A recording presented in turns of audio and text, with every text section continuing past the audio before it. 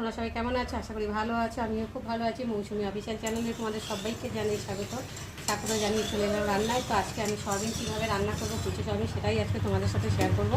তো প্রথমে তেলটা গরম হয়ে গেছে আর এখন আমি সিদ্ধ করে রাখা সয়াবিনগুলোকে দিয়ে ভালো করে ভেজে নেব।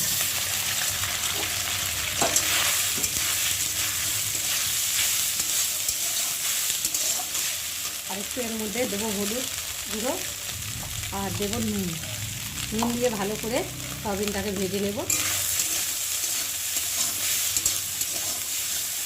তো দেখো সয়াবিনের কালারটা কি সুন্দর এসেছে। নুন হলুদ দিয়ে ভেজে নিলে সয়াবিনের কালারটা কি সুন্দর লাগে দেখতে। তো দেখো একদম কড়ার গায়ে একদম লাগেনি, কড়াটা ভালো গরম হয়ে গেছে তার জন্য দেখো। আর নুন হলুদটা দিলে কড়াতে অতটা লাগে না। তো দেখো আমি এখন সয়াবিনটাকে ভালো করে ভেজে নিব। দেখো হালকা করে ভেজে নেব। এবার আমি সয়াবিনটাকে নামিয়ে নেব। একটু জায়গাগুলো একটু সরিয়ে সরিয়ে রাখি। তো দেখো সয়াবিনটা ভাজা হয়ে গেছে। আর এখন আমি সরি আমি একটু গরম হাত দিয়ে ধরেছি, বুঝতে পারিনি যে গরম হবে খুব।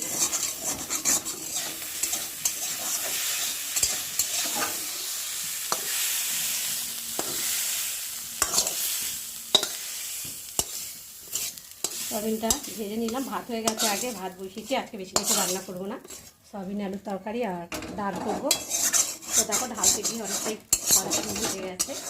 তো যাই হোক, এখন আমি কড়াতে তেল দেবো।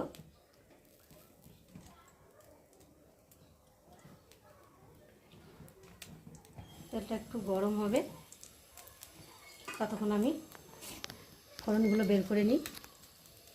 তো দেখো আমি দেবো তেজপাতা আর দেবো কয়েকটা গোটা জিরে, দিয়ে ফোড়নটাকে ভালো করে ভেজে নেব।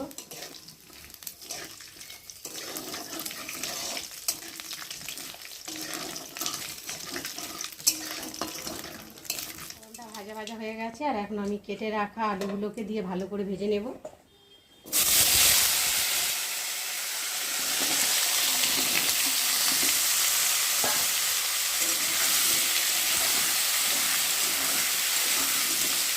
আলুটা একটু ভালো করে তেলের মধ্যে ভালো করে ভাজা ভাজা হয়ে গেছে। আর এখন আমি আলুর মধ্যে মশলা দেবো।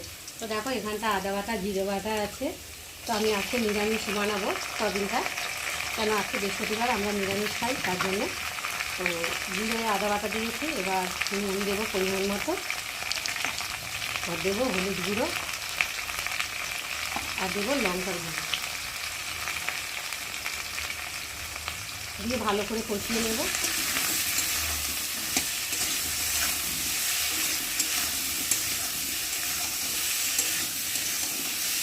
ভালো করে কষিয়ে হয়ে গেছে। আর ভেজে রাখা সয়াবিনগুলোকে এখন ঢেলে দেবো, দিয়ে ভালো করে সয়াবিনের সাথে আলু মশলার সাথে ভালো করে কষিয়ে নেব। একটু সময় ধরে কষাবো। সয়াবিনটা কষানো হয়ে গেছে ভালোভাবেই, দেখতে পাচ্ছ বেশ কষাতে কষাতে দারুণ একটা কালার চলে এসেছে দেখো। তো এখন আমি একটু ভালো করে নাড়াচাড়া করে কষিয়ে, আর বেশি কষাবো না, আর এবার জলটা দিয়ে দেবো। তো দেখো জলটা দিয়ে দিলাম। মাখা মাখা করবো সয়াবিনটাকে, তো বেশি ঝোল ঝাল ভালো লাগে না, তাই না? মাখা মাখা করবো, ডালের সাথে খাবো। তো দেখো সয়াবিনের তরকারি রেডি হয়ে গেছে দেখতে পাচ্ছ, আর মাখা মাখা হয়েছে, আর কালারটা দেখতে পাচ্ছ কত সুন্দর হয়েছে। এবার নামিয়ে নেবো। নামাবার আগে একটু স্বাদ মতো চিনি দেবো, চিনিটা দিলে একটু স্বাদ হয় খেতে। তো নিরামিষ তরকারি তো একটু চিনি না দিলে ভালো লাগে না, তাই না বলো?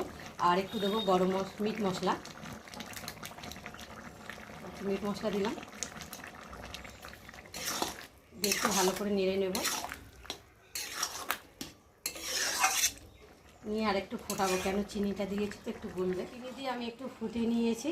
আর এখন আমি নামিয়ে নেবো। একটু ঝোল ঝোল মতো রাখলাম, কেননা আলু একটু কেড়ে নেবে, তার জন্য। তো চলো আমি এখন নামিয়ে নিই।